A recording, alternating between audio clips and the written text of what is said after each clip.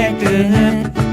Kapu but yang mengguna, bersihkan uroka membuka, hadapi mesam-mesam, Tuhan dege kalon.